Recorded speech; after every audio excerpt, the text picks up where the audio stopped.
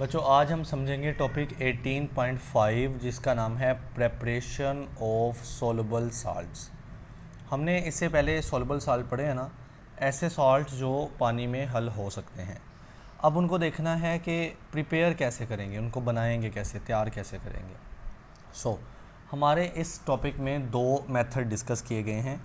Number 1, आप बच्चे reaction करवाएं दो चीज़ों के दरमियान, एक वाटर सोलबल एसिड के दरमियान और किसके साथ, वाटर सोलबल बेस के साथ। यानी पानी में हल होने वाला एसिड, यानी ऐसा एसिड यूज़ करना है जो पानी में डालो और हल हो जाए, ठीक है। और ऐसी बेस यूज़ करनी है जो वाटर सोलबल हो, पानी में डाल के हल हो जाती है। इन दोनों के दरमियान बेटा क्या करवाओ, रिएक्शन करवा दो, तो आपके पास कोई ना कोई सोलबल साल्ट बन जाएगा। अब इस मेथड का जो नाम है ना, वो टाइट्रेशन मेथड भी है। तो ज़्यादातर आपको यही पूछा जाएगा कि टाइट्रेशन मेथड एक्सप्लेन करो, ठीक है। और ये हेडिंग जो है ना, ये कम ही सवाल बनता है। अब बच्चों मिसाल के तौर पर मुझे एक साल्ट बनाना है जिसका नाम है KNO3, ठीक है। अब इसका फुल नेम क्या है, के कहते हैं पोटेशियम को, के क्या होता है, पोटेशियम, और ये जो NO3 है बेटा ये नाइट्रेट होता है। तो यानी मुझे अगर पोटेशियम नाइट्रेट का सॉल्ट बनाना है तो फिर मुझे यहाँ पर दो चीज़ें लेनी पड़ेगी ना, एक एसिड और एक बेस। बेटा जो एसिड है वो यहाँ पे HNO3 यूज़ होगा जिसका नाम होता है नाइट्रिक एसिड,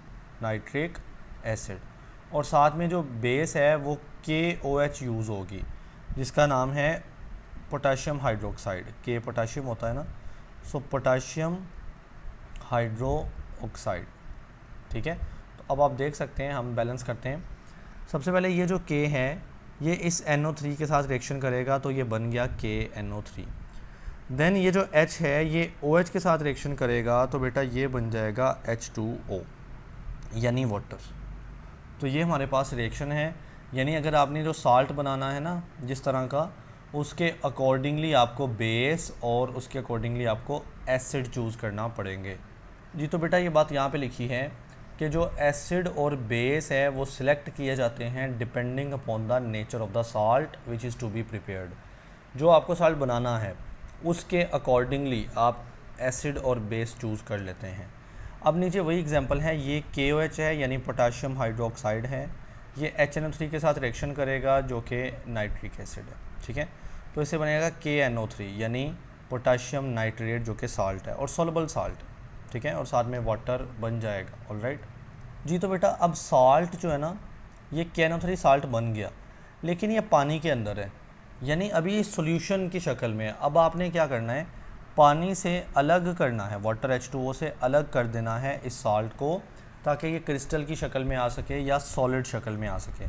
और एक बात और नोट करते जाएं, ये कोनिकल फ्लास्क में काम हुआ है, यानी हमने फ्लास्क के अंदर ये रिएक्शन जो साल्ट बनाने का काम किया ना, वो फ्लास्क के अंदर किया है और सॉल्यूशन की शक्ल है अभी, यानी साल्ट पानी के अंदर है।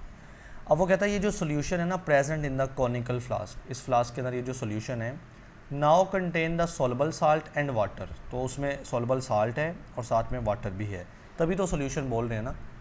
Transfer the solution to evaporating dish, ये रही इवेपोरेटिंग डिश, यानी आपने सारा सॉल्यूशन फ्लास्क से उठा के इसके अंदर आपने डाल देना है।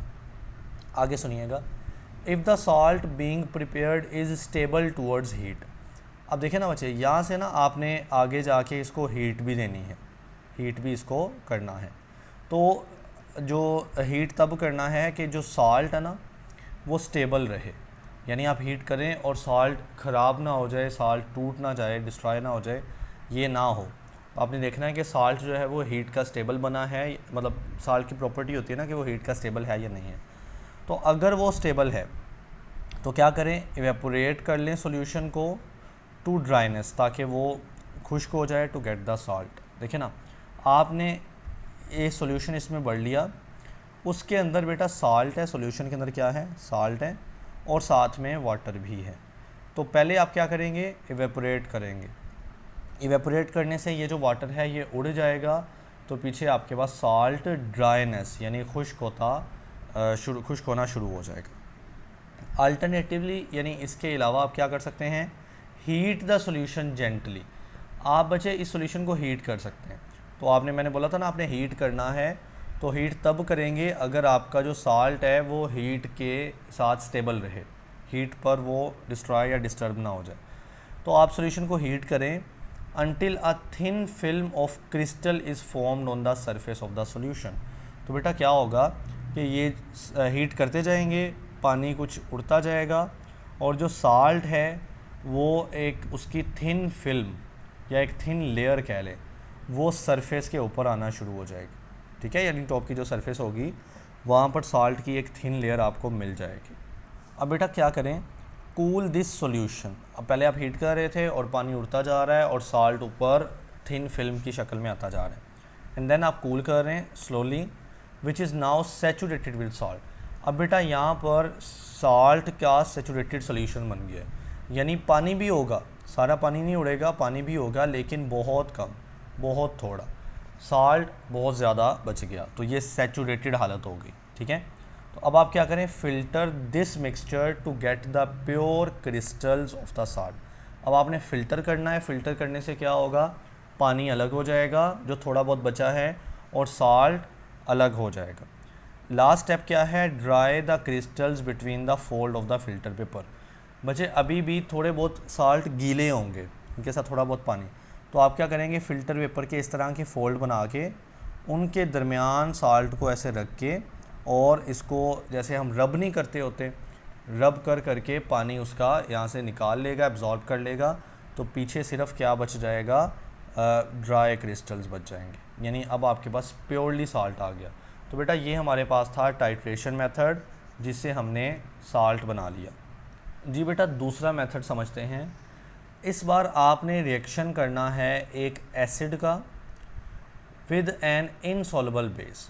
पहले क्या था, सोलबल एसिड सोलबल बेस। अब आपने ये सोलबल एसिड ही है, एसिड कौन सा लेना है, जो हल होने वाला, और बेस कौन सी लेनी है, जो हल ना होने वाली हो, यानी इनसॉल्युबल बेस। इन दोनों के दरमियान रिएक्शन करेंगे तो फिर आपके पास अगेन सोलबल साल्ट ही आएगा, क्योंकि हेडिंग हमें कह रही है, जो सवाल की हेडिंग है ना कि सोलबल साल्ट किस तरह से बनाना है, तो इससे भी बनेगा कौन सा, सोलबल साल्ट। तो बेटा सबसे पहली बात है, this is also a neutralisation reaction. देखिए ये जो पिछला पढ़ के आए ना, वो भी न्यूट्रलाइजेशन रिएक्शन होता है। न्यूट्रलाइजेशन क्या होता है, एसिड और बेस के दरमियान जो भी रिएक्शन है बेटा वो न्यूट्रलाइजेशन है। तो यहाँ भी एसिड और बेस ही है ना, तो ये भी क्या है, न्यूट्रलाइजेशन ही रिएक्शन है।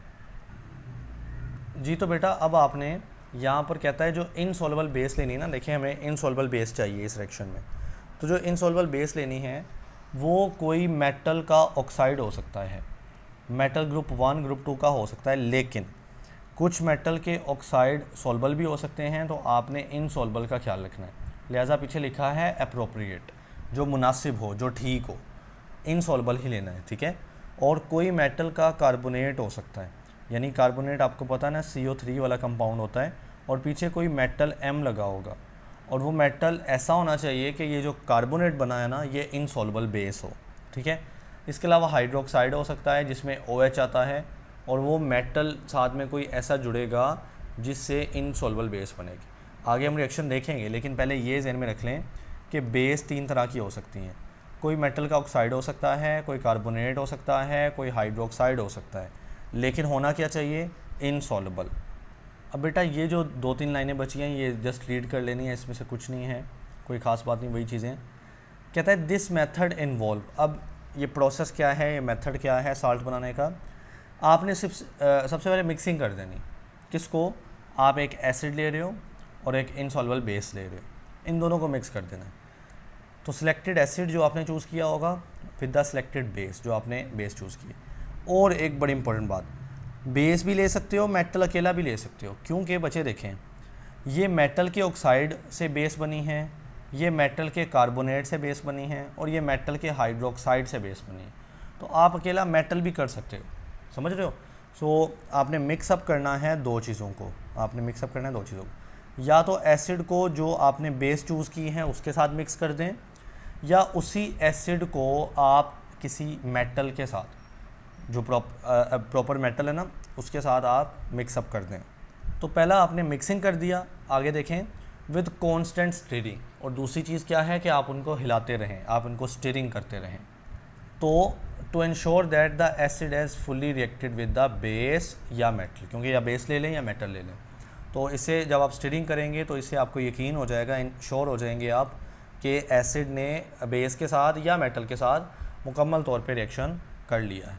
अब बेटा जो इनसॉल्युबल बेस या आपने मेटल लिया है ना, शुड ऑलवेज बी यूज्ड या एडिड इन द एक्सेस, ये ज़्यादा लेना है, यानी ये जो इनसॉल्युबल बेस लेनी है या इसके अलावा आप मेटल भी कर सकते हैं, ये दोनों आपने एक्सेस में लेनी है, ताकि जो आपने एसिड डाला हो वो सारा का सारा यूज़ हो जाए। जब ये एक्सेस में होगा तो एसिड वेस्ट नहीं होगा, सारा यूज़ हो जाएगा। तो कहता है कि आपने should be added in excess, आपने ये चीज़ें ज़्यादा लेनी हैं टू मेक श्योर, ताकि पता चल जाए all acid present has reacted, कि तमाम एसिड रिएक्शन कर चुका है, कोई वेस्ट नहीं हुआ।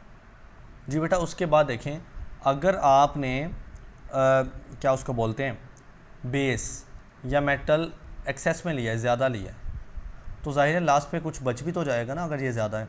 तो आपने क्या करना है, अब फ़िल्टर द मिक्सचर को फ़िल्टर करना है to remove the excess amount of the base और द मेटल।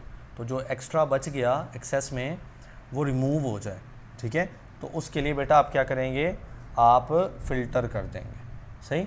और फाइनली रिमूव होने के बाद आप इवेपोरेट करेंगे to get a saturated solution. वही बात, अगर उसमें कोई पानी या कोई और कंटेंट हुआ तो वो उड़ जाएगा इवेपोरेशन के ज़रिए और आपके पास क्या आ जाएगा, एक सैचुरेटेड सॉल्यूशन आ जाएगा। सैचुरेटेड सॉल्यूशन मतलब जिसमें साल्ट बड़ा ज़्यादा होगा और पानी बहुत थोड़ा होगा। एंड देन आप क्या करेंगे, allow the solution to cool down. पहले आपने हीट किया होगा ना जब इवेपोरेशन करनी है, वही पिछला मेथड, इवेपोरेशन करने के लिए आप हीट भी दे सकते हो ना, तो फिर उसको कूल करना है। व्हेन प्योर, जब आपको प्योर क्रिस्टल्स मिल जाएंगे सॉल्ट के, विल स्टार्ट अपेयरिंग, वो आपको नज़र आने शुरू हो जाएंगे। एंड फाइनली जैसे लास्ट टाइम ने किया था, फ़िल्टर किया था और बेटा ड्राई किया था क्रिस्टल्स को केयरफुली, यानी फ़िल्टर के फ़ोल्ड बना लिए थे ना, फ़िल्टर पेपर के इस तरह की फ़ोल्डिंग करके दरमियान में हमने साल्ट रख दिया था जो कि थोड़ा बहुत गीला भी था, उसमें मॉइस्चर भी थी थोड़ी सी। तो फिर आपने उसको आहिस्ता आहिस्ता जेंटली रब किया, तो फिर उसमें से पानी जो है वो एब्जॉर्ब हो गया, तो साल्ट प्योर शक्ल में, क्रिस्टल शक्ल में आ गया। अब बेटा ये 3 रिएक्शन देख लें, ये बड़े आसान हैं। देखिए, आपने हाइड्रोक्साइड लेना था किसी मेटल का, आपने कार्बोनेट लेना था, या आपने सिर्फ मेटल भी ले सकते हो। तो ये सबसे पहले हाइड्रोक्साइड वाली मिसाल देखते हैं। यहाँ पर हमें नज़र आ रहा है, हमने कॉपर का बेटा हाइड्रोक्साइड लिया है और साथ में एसिड के साथ रिएक्शन करना है ना, तीनों जगह पे आप एसिड ही देखेंगे, HCl है, HCl है, H2SO4 है, एसिड। तो क्या हुआ है यहाँ पर कि ये जो कॉपर है ये यहाँ से निकला और Cl में से ये जो Cl है, मतलब ये जो क्लोरीन है, ये यहाँ से रिएक्शन हो गया, तो साल्ट बन गया कॉपर क्लोराइड, और पीछे बचा ये हाइड्रोजन बचा और ये OH बचा, तो वाटर बन गया, ठीक है। तो उसके बाद आपने सिर्फ मेटल भी ले सकते हो, जैसा कि हम पढ़ चुके हैं, ठीक है। तो ये सिर्फ मेटल है और साथ में एसिड है। तो ये बड़ा सिंपल है कि ये मैग्नीशियम का मेटल इस SO4 के साथ मिला तो मैग्नीशियम सल्फेट बन गया, और फिर ये हाइड्रोजन गैस अपीयर होगी, ठीक है। इस बार वाटर नहीं अपीयर होगा, वाटर तब होता अगर मैग्नीशियम का कोई आप यानी कोई बेस लेते हैं तो, ठीक है। उसके बाद बेटा कैल्शियम कार्बोनेट है और यहाँ पर हाइड्रोजन क्लोराइड HCl है।